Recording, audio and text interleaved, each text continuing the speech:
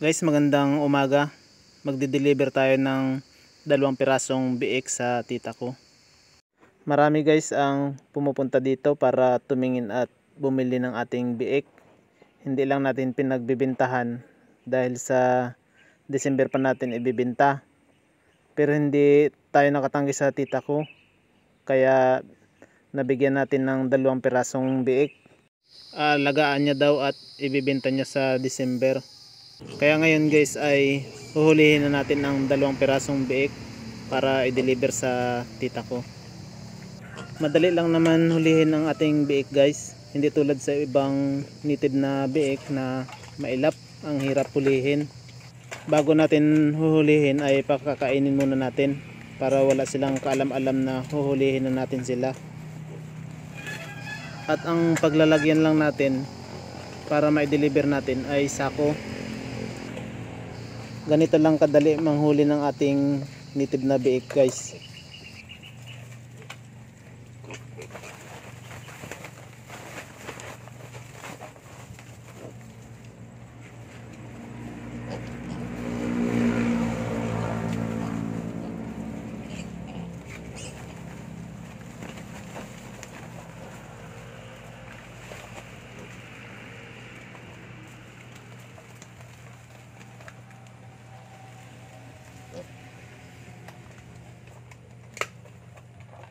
Ayan guys, nahuli na natin at naisako na ang 2 pirasong biik. Ganyan lang kadali ang panghuhuli natin sa kanila. At pwede natin i-deliver guys. May mga biik kasi na maiilap guys. Mahirap hulihin. Ang ginawa natin dito sa ating biik ay tuwing magpapakain tayo, lagi nating hinahawakan. Kaya hindi naman sila ganun kailap. Sanay sila na may tao sa loob ng kanilang kulungan.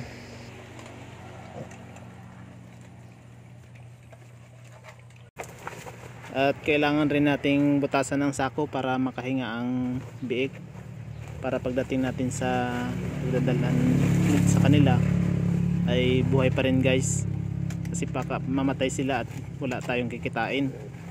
Ang ginagawa ng iba guys ay nagpapagawa talaga ng screen na box pang lalagyan ng biik pang deliver, pero tayo ay sako na lang muna.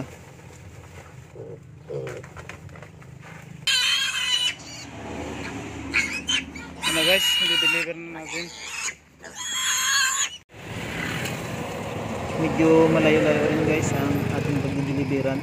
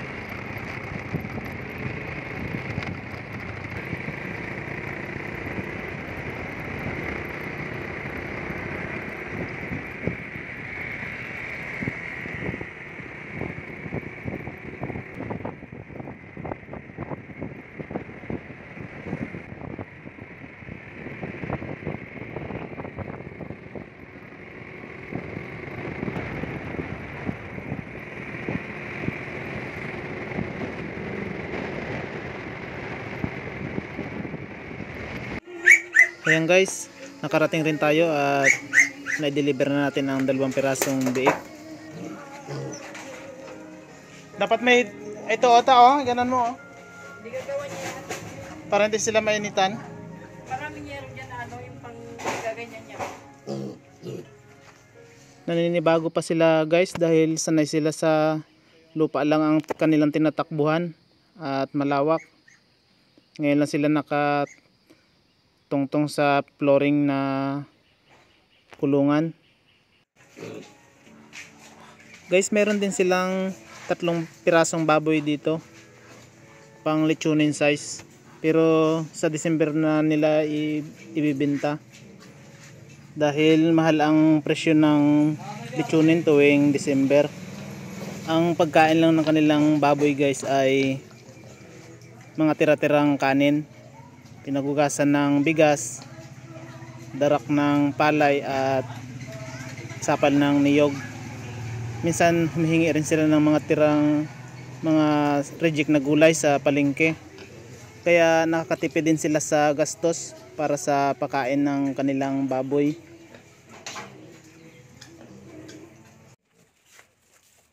Guys, natapos na tayo mag-deliver. Nakabalik na tayo dito sa ating babuyan. Binigyan ulit natin sila ng pagkain dahil mabilis silang magutom. Kakawalay lang kasi nila guys.